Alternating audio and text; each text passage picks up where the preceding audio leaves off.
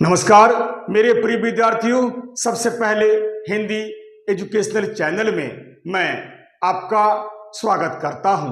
आज मैं आपके समक्ष आदिकाल के प्रतिष्ठित कवि तथा खड़ी बोली के आदि कवि अमीर खुसरो द्वारा रचित कुछ पहेलियों का शब्दार्थ सहित सप्रसंग अर्थ या व्याख्या या भावार्थ को आपके समक्ष प्रस्तुत करना चाहता हूं। वीडियो शुरू करने से पहले यह जानना बहुत जरूरी है कि पहेली क्या है, पहेली किसे कहते हैं। जी हां, पहेली शब्द का अर्थ कोई गूढ़ बात जिसका निराकरण या समाधान आसानी से न होता हो, या कोई घटना या कोई बात जिसका भेद या रहस्य आसानी से न खुलता हो। इसे अंग्रेजी में रिडल भी कहते हैं।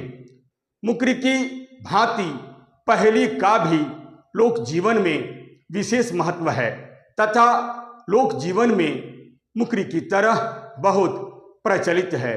मुकरी की तरह पहेली का भी उद्देश्य मनोरंजन ही होता है, जिसको एक आदमी लोगों को अचंभित करने के लिए तथा कुछ सोचने के लिए मजबूर करने के लिए पूछता है। यह बिल्कुल एक प्रश्न की तरह होता है जो एक व्यक्ति दूसरे व्यक्ति से बिल्कुल एक दोहा की तरह मजे ले लेकर थोड़ा दिमागी कसरत करने के लिए पूछता है, और जब दूसरा व्यक्ति उत्तर नहीं दे पाता है तो पहला व्यक्ति बड़े ही सुंदर ढंग से इसका उत्तर देता है।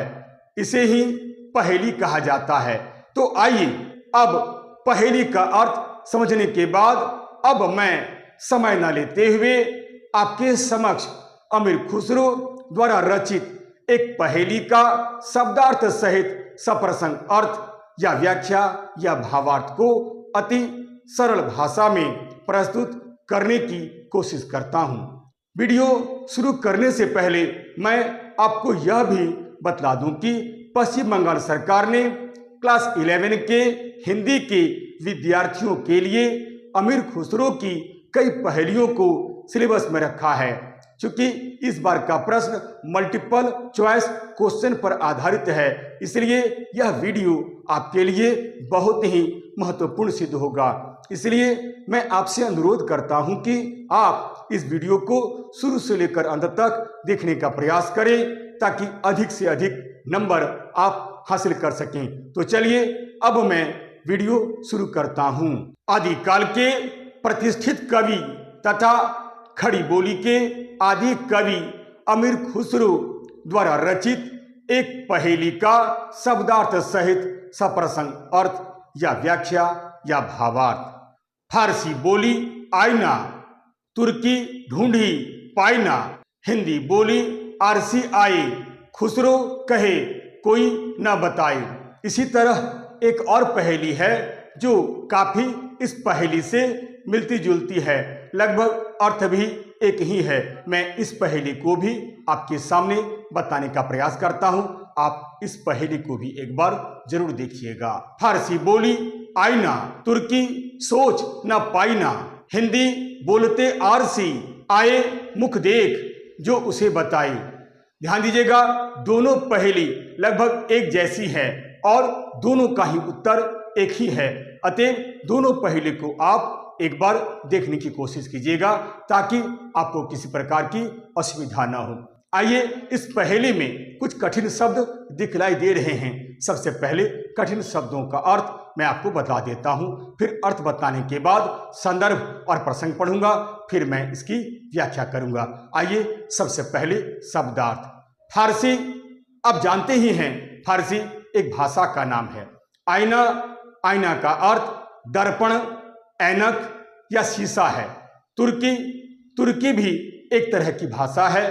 तुर्की तुर्क देश की भाषा है। पाइना, पाइना का अर्थ भी शीशा, दर्पण होता है। हिंदी अब जानते ही हैं, हिंदी हमारी भाषा है। भारतवर्ष में बोली जाने वाली एक भाषा का नाम हिंदी है। आरसी आरसी का अर्थ शीशा, आईना या ऐनक होता है। आइए शब्दों का अर्थ बताने के बाद अब मैं संदर्भ आपके सामने प्रस्तुत करने का प्रयास करता हूं। संदर्भ प्रस्तुत पंक्तियां हमारी पाठ्य पुस्तक, यहां पर आप पाठ्य पुस्तक का नाम दे सकते हैं जो पुस्तक आपके यहाँ पढ़ाई जाती है।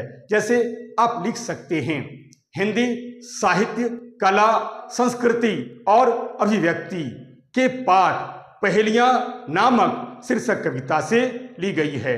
इस पाठ के रचनाकार अमीर खुसरो हैं, जो हिंदी साहित्य के प्रारंभिक दौर के या आदिकालीन कवि हैं।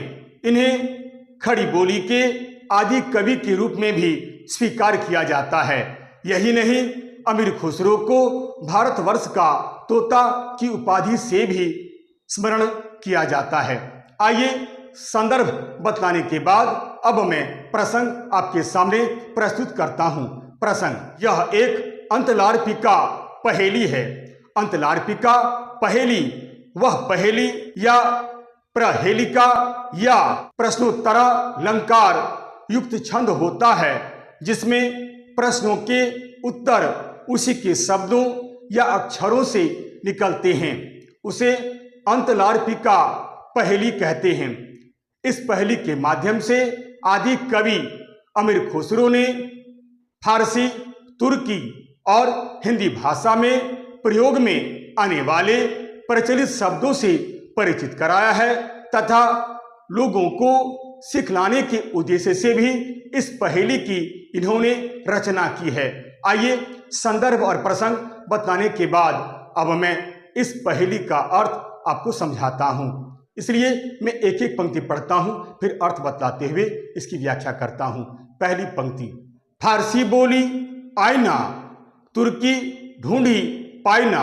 यानी आदि कवि अमीर खुसरो एक तरह से हमसे प्रश्न पूछते हैं कि बताओ, जिसे फारसी में हम लोग जिसको आईना कहते हैं वही तुर्की में पाइना कहा जाता है।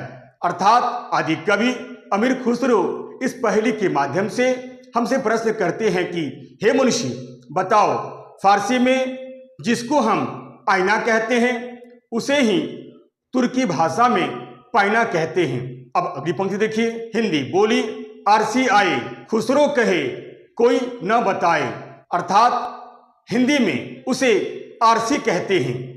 जो अपना मुख देखना चाहता है वह उसी के सामने चला जाए तो उत्तर अपने आप मिल जाएगा कि हम आईना किसे कहते हैं। अर्थात अब यह बतलाना है कि इस पहेली का क्या उत्तर है।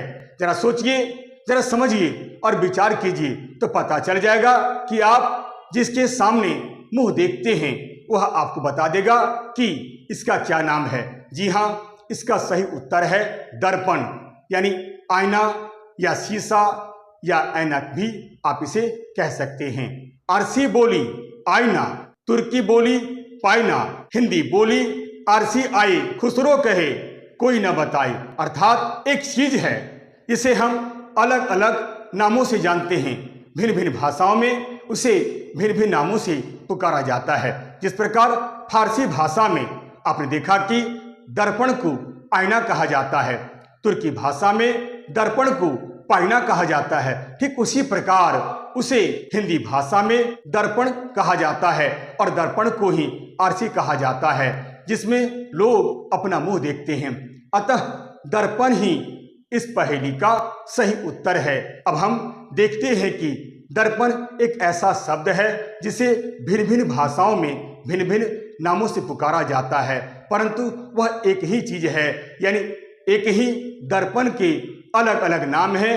अलग अलग भाषा में दर्पण को अलग अलग नामों से पुकारा जाता है। इस प्रकार इस पहेली का सही उत्तर दर्पण या शीशा या आईना या ऐनक है।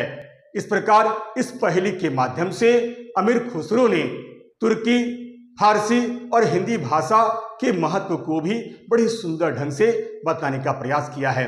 आइए अब इस पहेली में जो खास विशेषता है उसे मैं आपके सामने बतलाने की कोशिश करता हूं।